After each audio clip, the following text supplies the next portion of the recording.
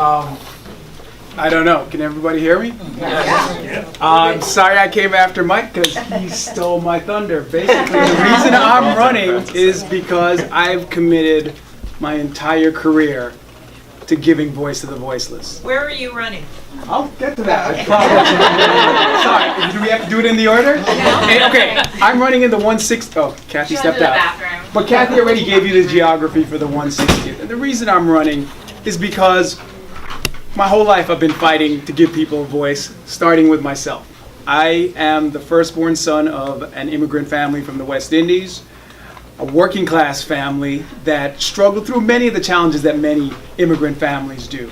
And so I had to work hard from day one to find my voice. But as soon as I found it, I realized the basic value of it was advocating on behalf of others. So for the last 21 years, the same period that Steve Barrar has been in office, I've been fighting for the voiceless. I've been a public defender in Miami, representing people who couldn't afford a lawyer of their own.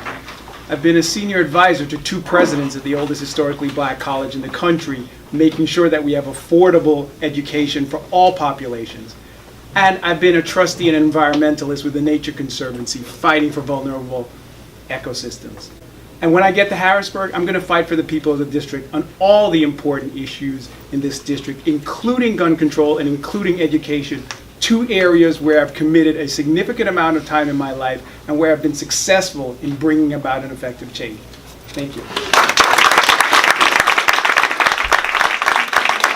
Really simple. Get Steve Barrar out of office. That's how it begins. Steve Barrar was an unapologetic supporter of that same bill that you were talking about. It was one of the most regressive pieces of legislation in regard to women's rights and women's reproductive rights in the last 20 years in the entire country. That is not how we want to distinguish ourselves as a state. So first of all, getting Democrats into power who are going to support the governor, because that's how close we were. We were a veto by the governor away from having laws more aggressive than states like Mississippi or Alabama. And not dissing them, but that doesn't reflect the values of our community. So first and foremost, getting progressives like myself into office so that we can support the administration and make sure that not only do we step away from that precipice, but move toward more proactive rights around women's health, and not only women's reproductive health. Because like you said, we're in a defensive posture right now when we're talking about women's reproductive health, as opposed to women as having equal rights with regard to health care. So, thank you. A very obvious cause is the fact that the state funding formula for education is still not appropriate. I won't say it's broken because there have been attempts to improve it, but we are at a point where we fund schools, at least at the state level, K through 12, at 37% of their costs for educating students. That leaves, I'm not a math major here, but what, 63%? Minus approximately about 7% for federal funding. So what, 56% is left entirely up to local school districts. And the way they come up with that money is through property taxes, which cripple a lot of those communities which have quote unquote well-funded schools. So it's not even sustainable for the communities where they have well-funded schools. You have young families who want to move into those school districts can't because the property taxes are insanely high. The districts where the property taxes aren't especially high because the property values aren't high, or there isn't a sufficient degree of density within the districts for properties, they are struggling because their schools are severely underfunded. And as somebody mentioned earlier, schools that are underfunded, as a public defender, I know those people because they end up, more cases than not, as my clients. So we have to increase the state funding formula for education. I think there's several things that can be done. In addition to echoing what Kathy saying about the need for sensitivity training, I think as importantly, or perhaps more importantly, it's building into the process of leadership, making sure that we have definite targets, that we have definite incentives and disincentives for appropriate behavior. As the social equity officer at Cheyney University, I was in charge of basically making sure we had a campus free of that kind of harassment and discrimination. When I got there, I inherited 2 cases that were before the EEOC on that issue that had happened in the last 12 months. In the 4.5 years I was there was not a single other case that went to the EEOC, and that's because I instituted a plan where basically every senior advisor, every direct report to the president, every vice president had to show within their matrices of what success looks like, success in terms of making sure there's training, making sure there are incentives and disincentives that are clearly understood by their employees to make sure that that behavior doesn't happen in the future. And one additional thing is, I think power is part of what the problem is. The idea of power now, we have a broken system where the 2 parties, their only goal is power and keeping power from others. Power is a gift that we get from the citizenry. It's us saying we value your voice and we're going to protect your voice. And that, I think, is the biggest shift that needs to happen. Leaders need to remember power comes from the people. They do not have power. We are here at your will. Thank you. First and foremost, following on what Mike said in terms of tribalism, I would encourage everyone here to look around and look in front of you and see all the candidates that are here tonight.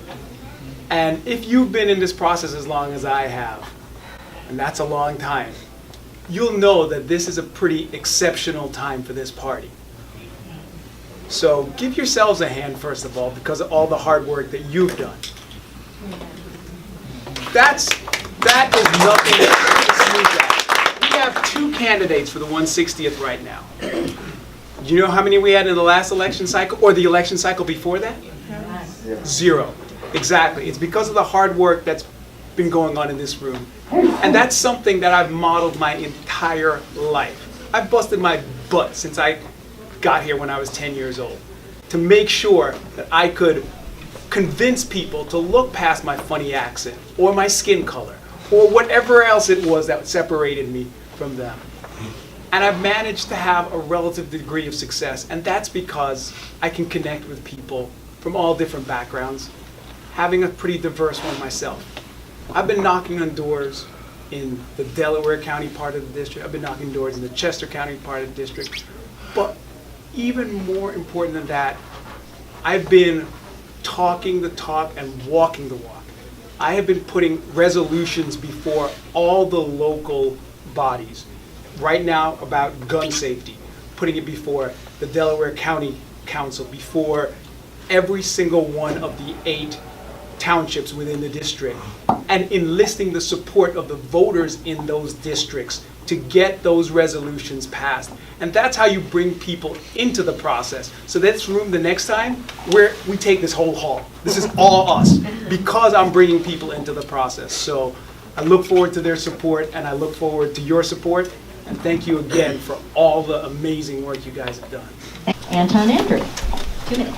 Thanks. First of all, I just want to thank you guys all again for coming out tonight, because without you, there is no us up there. What can I say other than for 21 years, I've been a public servant. So should I be elected, my location may change, but my job isn't. I've been fighting on behalf of young people. I've been fighting on behalf of minorities. I've been fighting on behalf of the environment. I've been fighting on behalf of lesbian, gay, bisexual, transgendered, and queer culture. I have been fighting on behalf of making sure that we have safe streets. I've been fighting on behalf of working class and poor families. I have the experience that I will be the candidate who can say on day one, I am ready to go. I know how to craft legislation. I know how to work with people from diverse backgrounds, not just ideologically, but socioeconomically as well. I know how to get things done, and I've established that over the last 21 years. Check my record. Go to AntonAndrew.com, my website. Go to my Facebook page. Go to any independent source you want. The record speaks for itself. But most importantly, we are at a crucial time right now. We have the opportunity to flip seats that haven't been flipped in recent memory, or in some cases in your lifetime. And the reason that is happening is because we have qualified and experienced leaders who the party has chosen. You know, you don't need to look any farther than Connor Lamb, and I'm not comparing myself with Connor Lamb in terms of his ideas, but it shows if you choose an experienced leader who stands up for the values in his community or her community, you have a chance to have a government that represents you in office.